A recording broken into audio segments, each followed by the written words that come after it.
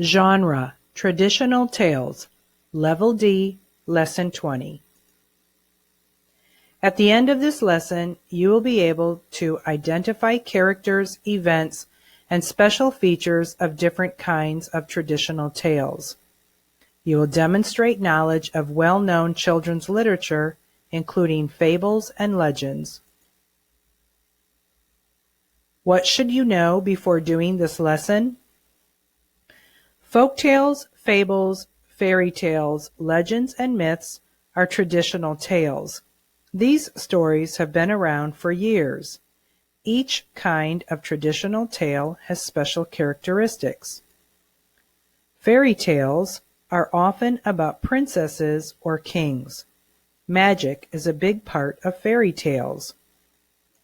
Folk tales usually are about regular people who have an extraordinary experience. Myths and legends describe incredible events.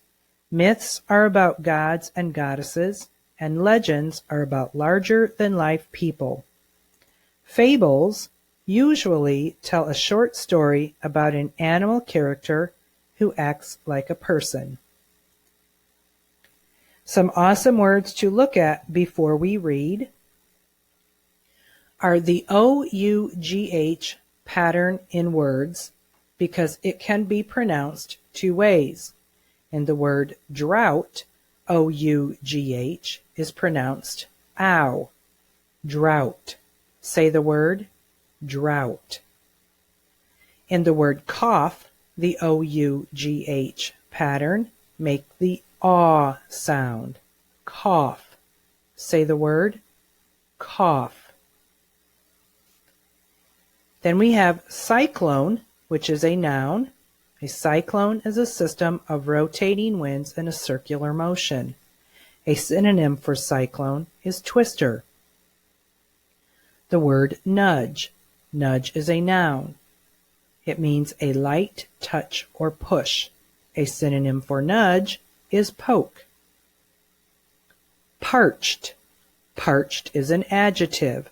It means dried out with heat. A synonym for parched is dry. Stories have several important elements. One element is character. We learn about characters from the way they act.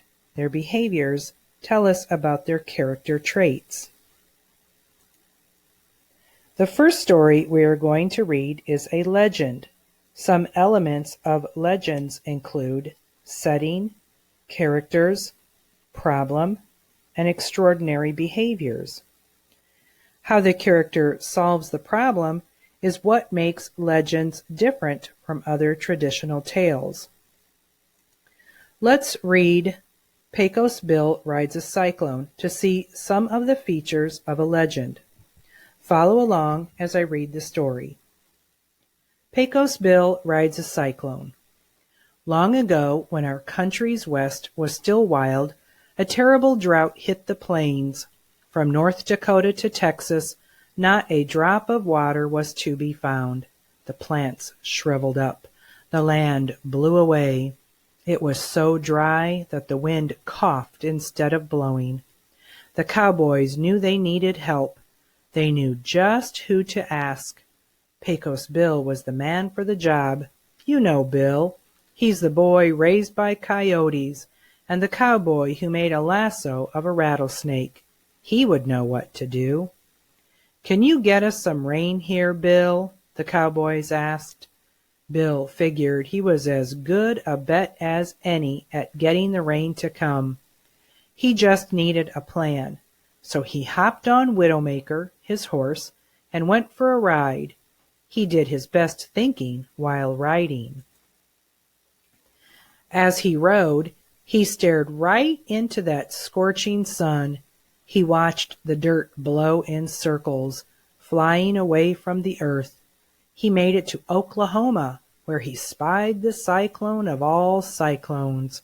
It was 10 miles wide and reached its neck right up into the sky. Bill got a dandy idea staring at that monster. He gave Widowmaker a nudge, and the two chased that cyclone. A giant bolt of lightning struck the ground beside Bill as they gave chase. He didn't run away. No, sir. He grabbed that lightning bolt and rode it right up into the sky.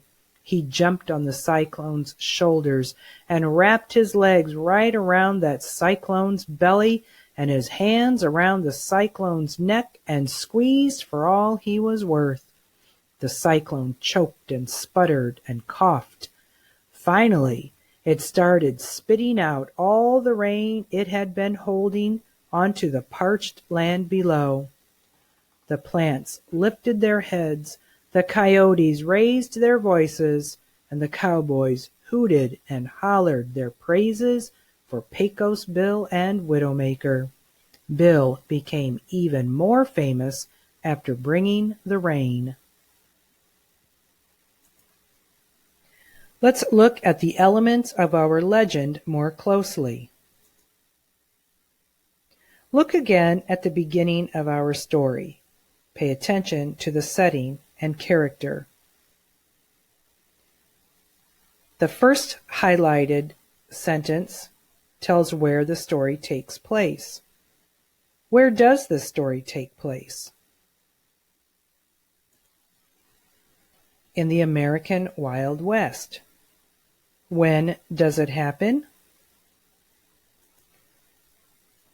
It happened a very long time ago. American legends often take place in the Wild West. Setting is where and when a story takes place. Look at paragraph 2.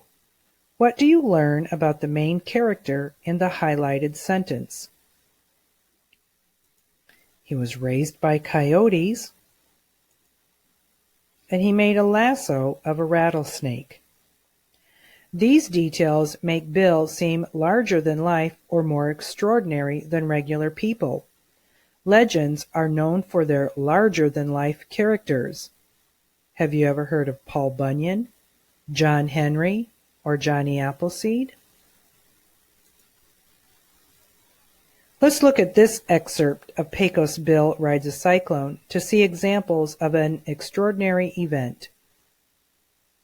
Paragraph 5 reads, He grabbed that lightning bolt and rode it right up into the sky. He jumped on the cyclone's shoulders and wrapped his legs right around that cyclone's belly and his hands around the cyclone's neck and squeezed for all he was worth. What do you learn about Pecos Bill from what he does? Would you have to be funny or brave to grab a lightning bolt? We can infer from Pecos Bill's actions that he is more extraordinary than a regular person. Does this sound like a legendary character? The next story we're going to read is a fable. Fables feature animal characters who act like people. The characters' actions and words determine their traits. Fables usually end with a statement of the moral or lesson. Follow along and listen as I read The Heron, a retelling. When Heron woke, he was quite hungry. He flew to the bank of the stream and scanned the clear, shallow water for his breakfast. At every glance, Heron spotted another fish. They were everywhere. But Heron had his mind and stomach set on the perfect meal. He wanted a large fish. No bite-sized fish for me, he said to himself. I deserve only the best. He kept looking but saw only tiny fish swimming in the cool morning water. These fish aren't worth the trouble of swallowing, he declared. He failed to notice the sun rising. The little fish were disappearing. They had gone into the deep water to stay cool. He had nothing to eat. The heron's hunger grew. He spied a tiny snail. I guess this will have to do, he sighed. If you are too picky, you may end up with nothing or close to it. It's time to identify special features of fables. Who is the story about? Heron. Does Heron act like a normal bird, or does he act more like a person? Heron shows human character traits such as pride, greed, and stubbornness. In paragraph 2, the line that reads, "No bite-sized fish for me," he said to himself. "I deserve only the best." What does this show us? How Heron must feel about himself? He is showing great pride and greed if he believes that he deserves only the best. Special features of a typical fable include an animal character who acts like a person, plus the lesson or moral is usually stated at the end. Other characteristics of fables are that they are short, usually have only one main event, and the characters suffer from their bad behavior. What behavior caused the heron to suffer? His greed. What is the moral or lesson of this fable? From paragraph 6, if you are too picky, you may end up with nothing or close to it. Let's review the concepts of this lesson. Legends include larger-than-life people that act in extraordinary ways.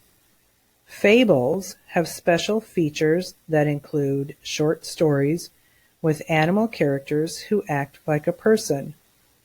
A moral or lesson is stated at the end of a fable. The spelling pattern O-U-G-H can sound like ow and aw. Awesome words you learned today. Cyclone, and the synonym is twister. Nudge, the synonym is poke. Parched, a synonym is dry.